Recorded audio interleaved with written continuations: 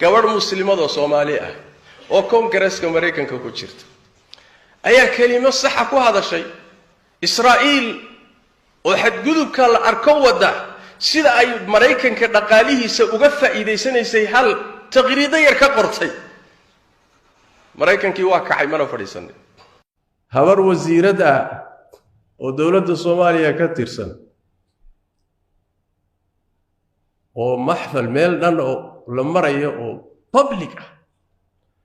maradii gogosha lagu seexanayay sarwaalkii raggu ay gogosha ku seexanayeen hatta ma sarwaalkii banaanka loogu baxay waa sarwaalkii sariirta ayay la taagan tahay isku sawiraysaa shalay oo jimca ahaydna inuu ka hadlo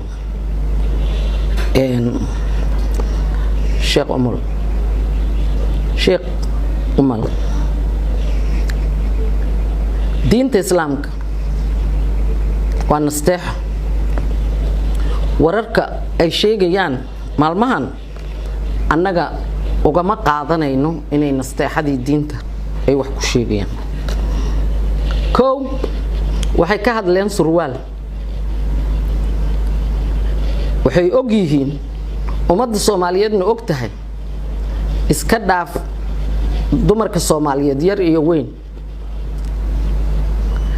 inta surwaal xiran oo golayaasha dawladda iyo hay'adaha dawladda ka shaqeeya la cadad wala xisaab dunida muslimka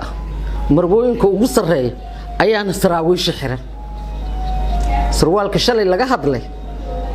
kama duwana saraawiisha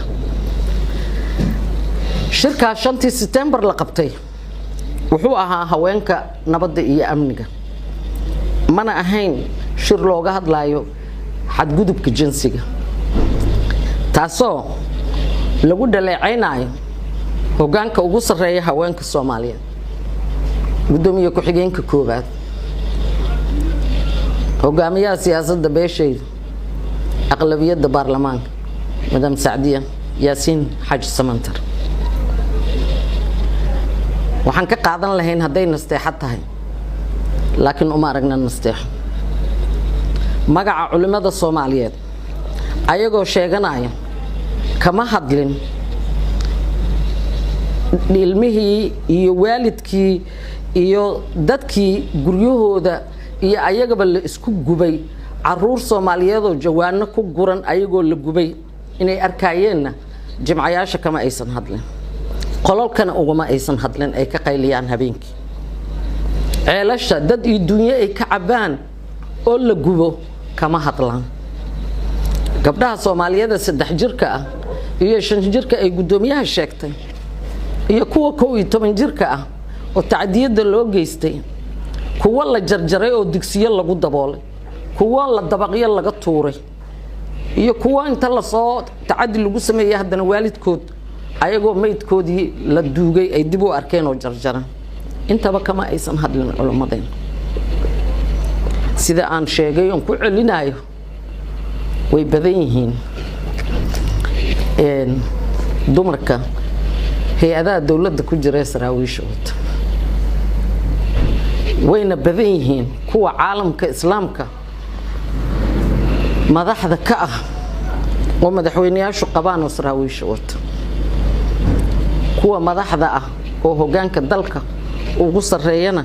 maanta aan haysan diinta islaamka nasteexada marka laga hadlaayana qaraabada iyo ehelka hoosa laga bilaabo kuwa xad ka gudbay oo ehel iyo qaraabo ay ahaayeen jira oo diintana xaga u dhaaf waligood nasteexo hoose iyo mid kor ayagoo siinayana lama arkin ma waxay yiraahdeen madam Saadiya gudoomiyahay iyo Khadiija Maxamed Diiri 0.5 waayo culimo nasteexaysa dadkoodu ma laha diintu say 4.5 man horta ka bilaaba kuwiina xadkii gooyay annagana nasteexan noo muujiyo oo yareed inaad fahmi kartaan wax badan oo ummadda Soomaaliyeed maanta ay fahmayso idinkaan idin nasteexaynay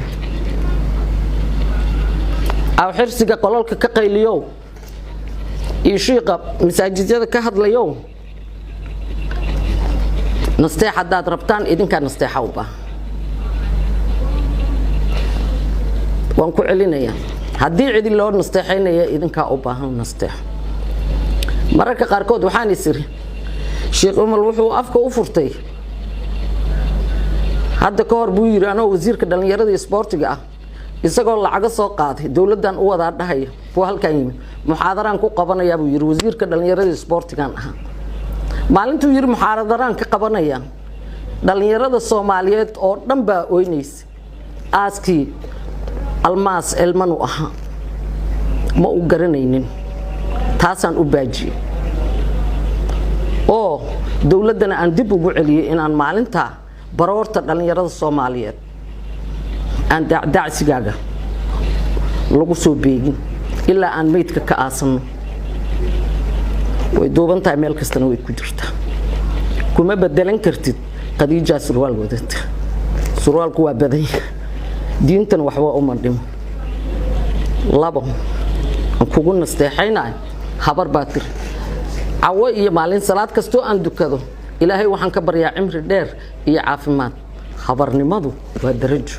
الله سبحانه وتعالى أيانا أقوم هذيا أو هبر دافتان أهيو أييان أبولن بانو كسي سعدا هبر نمادو فان يا أمام بيئتا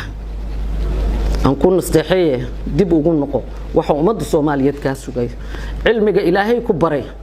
وحان فلا يا إنو لا ينفع يه وحبكو مطري عدو وحكو ترى نستحي هذا ما يشي جرتاد هذه الهي